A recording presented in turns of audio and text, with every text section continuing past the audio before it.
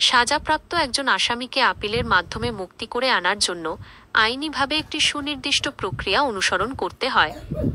এই প্রক্রিয়াটি ফৌজদারি কার্যবিধি, code of criminal procedure (CRPC) এবং অন্যান্য সংশ্লিষ্ট আইন দ্বারা পরিচালিত হয়। এখানে বাংলাদেশে প্রযোজ্য আপিলের মাধ্যমে মুক্তি লাভের প্রধান ধাপগুলো সংক্ষেপে তুলে ধরা হলো। আপিল দায়ের, ফাইলিং দ্য আপিল। আইনজীবীর নিয়োগ। প্রথমেই একজন বিজ্ঞ ফৌজদারি আইনজীবীর অ্যাডভোকেট সাথে যোগাযোগ করতে হবে। আসামিকে আপিল করার জন্য ওকালতনামা সহ প্রয়োজনীয় কাগজপত্র আইনজীবীর কাছে জমা দিতে হবে। নকল সংগ্রহ। নিম্ন আদালতের, যেমন ম্যাজিস্ট্রেট বা দায়রা আদালত, দেওয়া রায়ের সহিমোহরি নকল, certified copy of the judgment এবং অন্যান্য প্রয়োজনীয় নথিপত্র যত দ্রুত সম্ভব সংগ্রহ করতে হবে। ৩. আপিলের সময়সীমা। সাজা ঘোষণার পর আপিল করার জন্য একটি নির্দিষ্ট সময়সীমা থাকে, যেমন হাইকোর্ট বিভাগে আপিলের জন্য সাধারণত ৬০ দিন।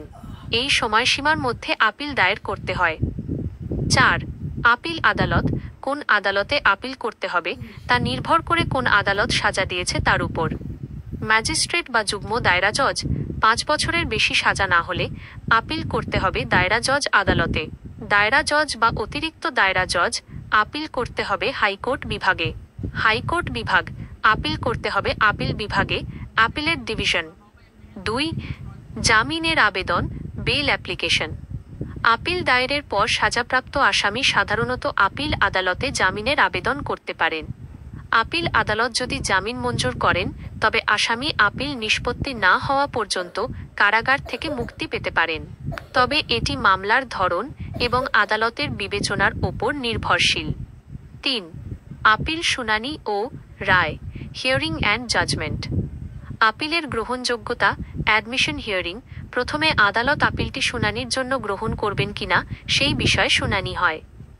আপিল গ্রহণযোগ্য হলে আদালত পেপার বুক, মামলার সকল নথিপত্র প্রস্তুত করার নির্দেশ দেন।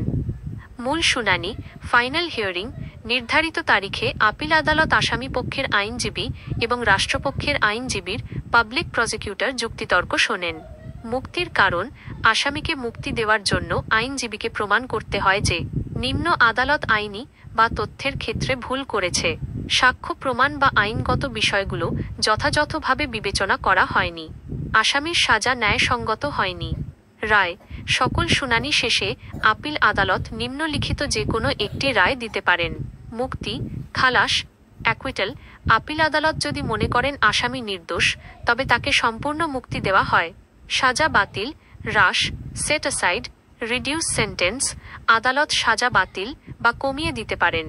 আপিল খারিজ, ডিসমিসাল। যদি আদালত নিম্ন আদালতের রায় বহাল রাখেন তবে আপিলটি খারিজ হয়ে যায় এবং আসামিকে আবার সাজা ভোগ করতে হয়। গুরুত্বপূর্ণ দ্রষ্টব্য: আইনগত পরামর্শ অপরিহার্য। এই পুরো প্রক্রিয়ায় একজন বিশেষজ্ঞ আইনজীবীর সহায়তা নেওয়া অত্যন্ত গুরুত্বপূর্ণ, কারণ আইনি প্রক্রিয়াটি খুবই জটিল। আপিলের অর্থ নিশ্চিত মুক্তি নয়। আপিলের উদ্দেশ্য হল নিম্ন আদালতের রায়ের সঠিকতা যাচাই করা। আপিল করার মানে এই নয় যে আসামি অবশ্যই মুক্তি পাবেন। মুক্তি সম্পূর্ণভাবে আপিল আদালতের সিদ্ধান্তের উপর নির্ভর করে।